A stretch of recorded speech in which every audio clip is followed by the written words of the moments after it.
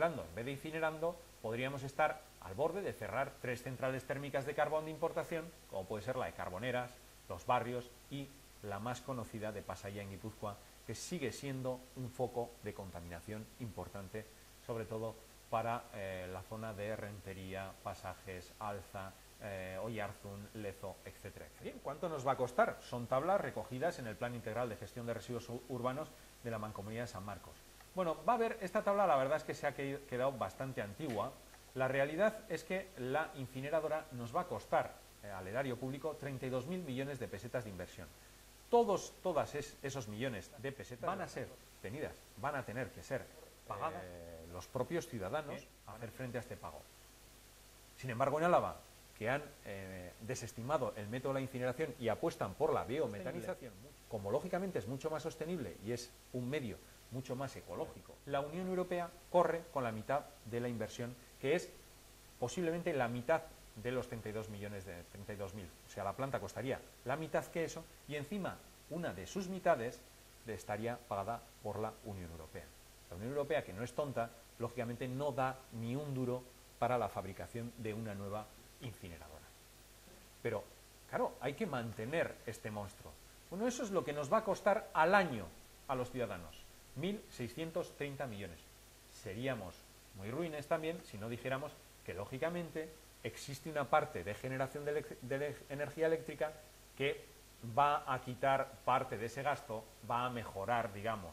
Hombre, no tanto. Puede haber dos casos. En el mejor de los casos, nos va a hacer que paguemos 1.100, casi 1.100 millones al año, y en el peor, que no se genere tanta electricidad, haría que tuviéramos que pagar 1.200. En cualquier caso, vamos a tener que mantener con 1.100 millones al año esa infraestructura. Vamos a recordar cosas. Se incineran sustancias que se pueden reutilizar, reciclar y compostar. Se producen efectos claramente sobre la salud y el medio ambiente. No todas las sustancias se controlan en continuo. Se necesita un vertedero de residuos tóxicos y peligrosos. La energía eléctrica producida cuenta con un coste superior a su valor. La incineración es tremendamente cara. Una planta incineradora desvaloriza entre el 15 y el 30% los inmuebles y terrenos circundantes. Y en esto los vecinos de Urnieta tenemos amplia experiencia. En cuanto se supo, a través del Diario Vasco, a través de diferentes medios, que la planta incineradora primera venía a Urnieta, les aseguro a ustedes que las casas se desvalorizaron. Lo que no se desvalorizó es el dinero que nosotros teníamos que pagar de hipoteca. Eso los bancos no lo bajan. Pero les aseguro a ustedes que mi casa o la casa de cualquier vecino de Urnieta dejó de valer lo que valía. Si tenemos en cuenta esto, vamos a poner en su justa medida la definición que veíamos al principio. La incineración sería un proceso industrial que no es complementario, puesto que se carga materiales que pueden ser reutilizables, reciclables o compostables. Lo de producir electricidad es cierto, vamos a producir electricidad, pero tampoco va a ser tanta. Dicho proceso no elimina, necesita un vertedero de residuos tóxicos y peligrosos que hasta la fecha no tenemos en Guipúzcoa, un vertedero mucho más peligroso que los vertederos que conocemos a día de hoy. Y además produce efectos para la salud y para el medio ambiente. Bien, les voy a hacer una pregunta. ¿Qué ven ustedes en esa imagen?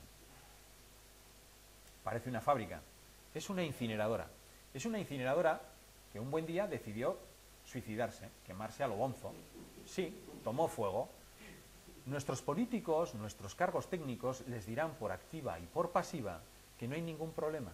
De hecho, en el plan no tienen ningún plan de urgencia, no tienen ningún subplan, digamos, de emergencia si pasara algo. Por lo tanto, la conclusión es que la incineración no es necesaria. Ellos dicen que la incineración es necesaria porque se cierran los vertederos. Mentira, es una falacia. Se necesitan nuevos vertederos. La Unión Europea no permite el vertido a partir de 2006. No permite el vertido mal gestionado como lo han hecho hasta ahora. Hay que seleccionar, hay que reciclar, hay que ahondar en los métodos alternativos.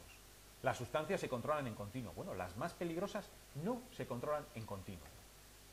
No se producen efectos sobre la salud ni sobre el medio ambiente. Se ve que no han consultado los más reputados revistas, las más reputadas revistas sobre estos temas, porque ustedes han sido conscientes de que sí existen.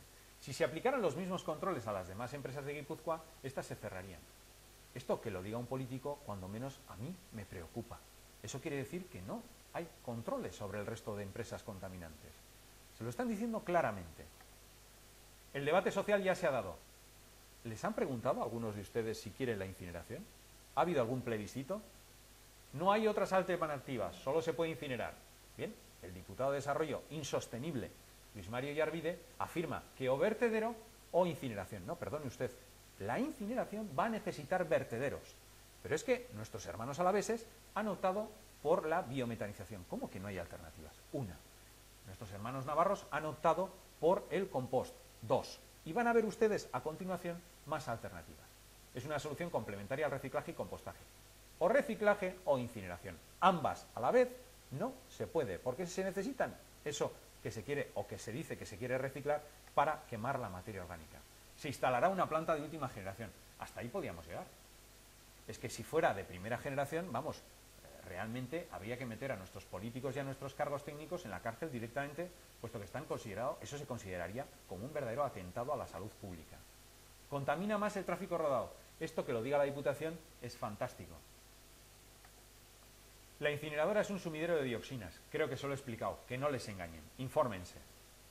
No hay posibilidad de fallo o accidente. Ustedes han visto un fallo. Lean Valdemín Gómez, Besançon, Albertville, etcétera, etcétera. Existen continuos fallos y accidentes.